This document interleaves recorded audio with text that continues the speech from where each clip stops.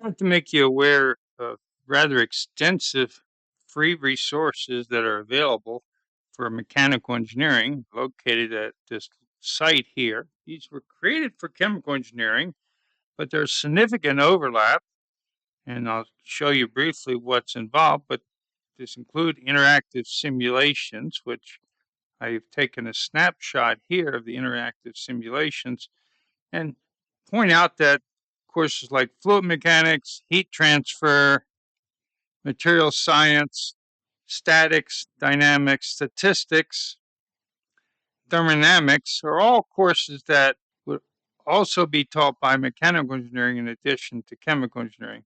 In addition to these interactive simulations, and these are mostly simulations that play directly in browsers, you also have screencasts, digital experiments, self-study modules, and a page that gives suggestions for students on how to study and how to learn, and in programming boot camps for Python and MATLAB and Excel.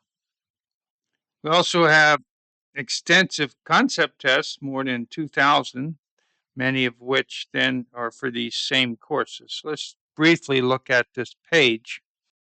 So here's the simulation page, and if we click on, for example, fluid mechanics, then we'll see an extensive list of simulations.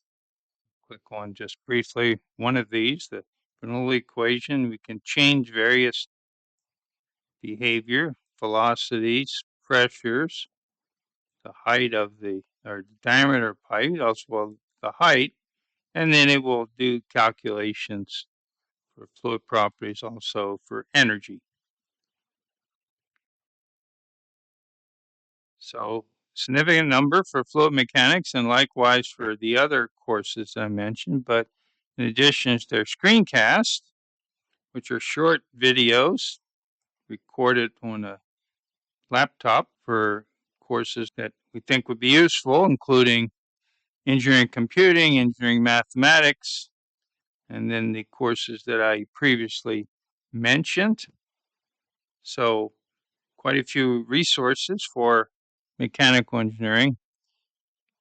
There's also self-study modules, which are modules students can do on their own that contain screencasts, simulations, example problems, ones available for fluids, thermo, heat transfer, just a few. So number of resources, virtual labs are experiments that mimic physical labs where students take data. Digital experiments are meant to be completed. Many can be completed in class and students working in groups. So for heat transfer and fluid mechanics, we have a number of these digital experiments. So these free resources, screencasts, are also on our YouTube channel, and we think they can be very useful for helping learn mechanical engineering.